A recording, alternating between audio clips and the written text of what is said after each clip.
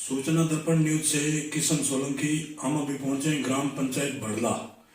बड़ला के जो अभी वर्तमान सरपंच है श्रीमती राजा खातून और उनके जो प्रतिनिधि है उनके पुत्र वो हमारे साथ है सदर खां जी। उनसे हम बातचीत करेंगे जैसे ग्राम पंचायत के मुद्दों को लेके और ग्राम पंचायत के विकास को लेके कि भी अभी वर्तमान में सरपंच पद पे हैं ये।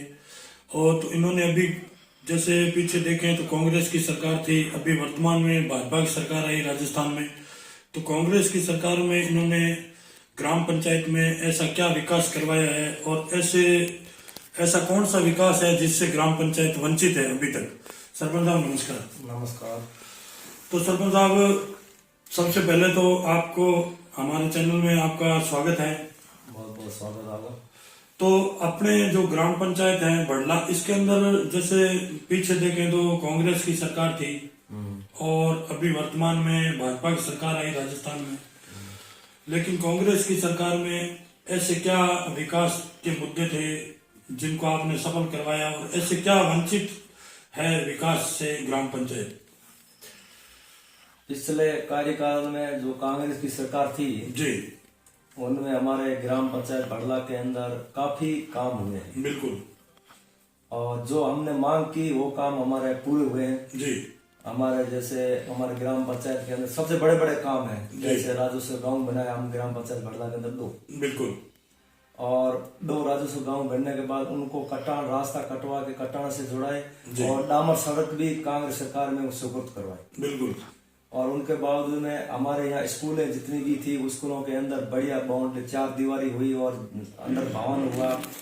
हमने यहाँ चिकित्सा और शिक्षा पे बिल्कुल फुल जोर दिया जी। काफी हमने स्कूलों को बढ़िया एकदम सुविधाएं भी दी हैं। बिल्कुल। और हमारे यहाँ ग्राम पंचायत के अंदर हमारे ग्राम में जो पंचायत भवन भी बनाया है 40 लाख रुपए लगा के। बिल्कुल। और हमने 2 गांव राजस्व अजेरी गांव और बड़ला में हमारा हॉस्पिटल भी वहाँ सुपुर्द हुए थे। वो हॉस्पिटल बिल्डिंग भी हो गई कंप्लीट जी।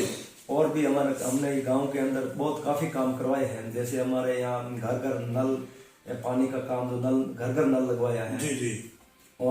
और भी काफी काम हुआ है, जैसे स्कूल की जमीन कटवानी हुई और कब्रिस्तान की जमीन कटवानी हुई और आबादियां कटवानी हुई और लोगों के पट्टे भी दिए हैं। और भी काम काफी काम हुए हैं और भी हमारी मंशा है कि काम जो बचे हैं इस सरकार में हम कोशिश करेंगे, इस बीजेपी सरकार में वो भी काम पूरा करवाएंगे। बिल्कुल ये बात है।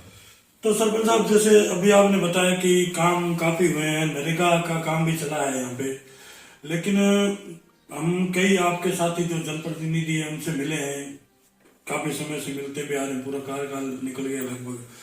तो इसके अंदर जो नरेगा का जो बजट है जो 60-40 का रेशा है, तो इसके अंदर जो नरेगा का बजट है वो समय पर नहीं आने के कारण ग्राम पंचायतों में विकास की ओर थोड़ी बाधाएं आ रही है। तो उसके बारे में आप क्या कहना चाहेंगे। नरेगा तो अब चलाना बड़ा टफ का काम है जी, क्योंकि नरेगा में सरकार ने एक ऐसा ही सिस्टम कर दिया है। बिल्कुल। तो नरेगा तो बहुत चलाना अब का मामला है कि क्योंकि अभी लोग क्या है कि नरेगा में चलते हैं तो जो जहाँ भी नरेगा काम होता है वहाँ लोग जाते नहीं है, नहीं तो काम करते हैं। और उसके वजह से नरेगा में अब मेरा कहना है कि ये नरेगा काम आने वाले टाइम के अंदर बंद हो जाएगा। बिल्कुल। क्योंकि नरेगा काम चल नहीं पाएंगे और नरेगा हर काम के अंदर जोड़ने से पंचायतों के अंदर विकास भी ठप हो गया है जी।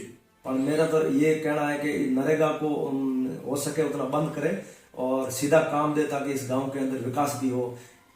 ये बात है। नहीं सरपंच साहब, जो नरेगा के अंदर 60-40 का रेशा, जैसे 60 का पक्के कच्चे का 40, तो इसके अंदर जो पक्के काम हो रहे हैं उनके माल मटेरियल का जो बजट आ रहा है वो समय पे नहीं आ रहा, उसके बारे में क्या कहेंगे। वो भी बजट काफी पंचायतों में रुका हुआ है, नरेगा का फंड रुका हुआ है जी।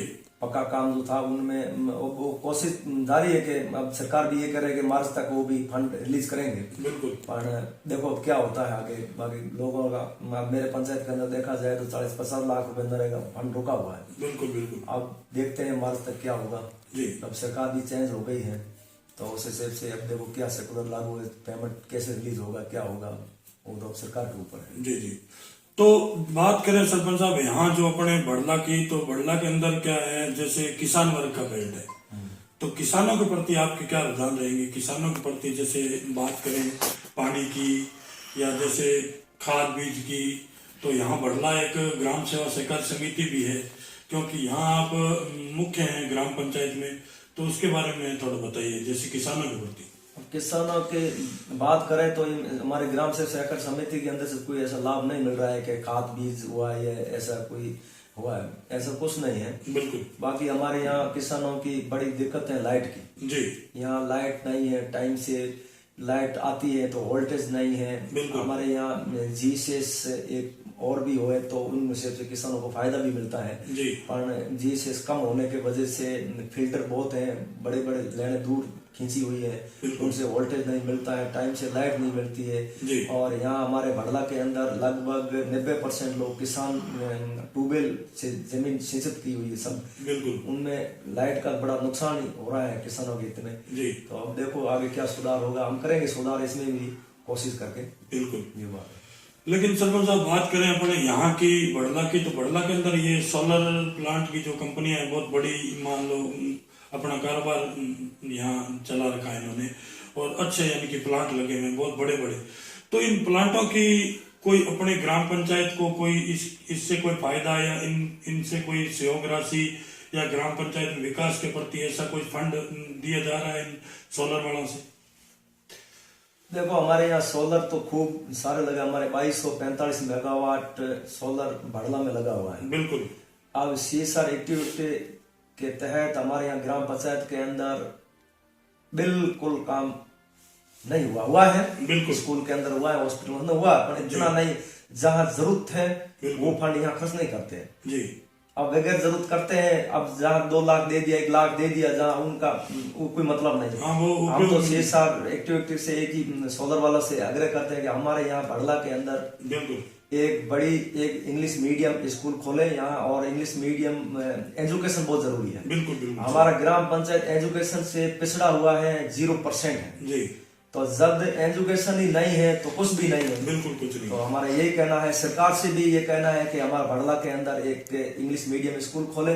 CSR जितनी भी एक्टिविटी है उनके तहत हमारे यहाँ फंड खर्च करे ताकि लोगों के अंदर ये शिक्षा पैदा हो, बच्चे जो आने वाले बच्चे हैं उनका भविष्य सुधरे। बिल्कुल, बहुत ही अच्छा। जैसे अभी सरपंच साहब ने बताया कि शिक्षा के बिना कुछ नहीं है, शिक्षा एक बहुत बड़ी है, जीवन की मेन कड़ी शिक्षा है, शिक्षा है तो सब कुछ है।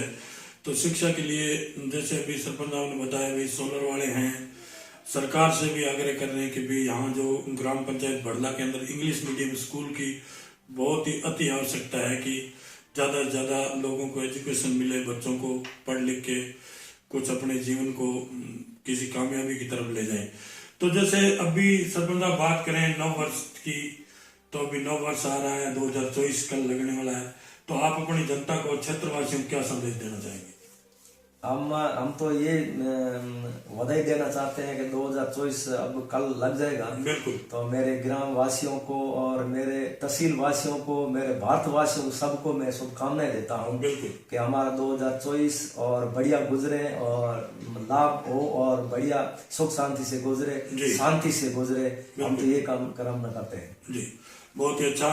तो सूचना दर्पण न्यूज में आपने हमें समय दिया, उसके लिए बहुत बहुत धन्यवाद सर। धन्यवाद, शुक्रिया साहब।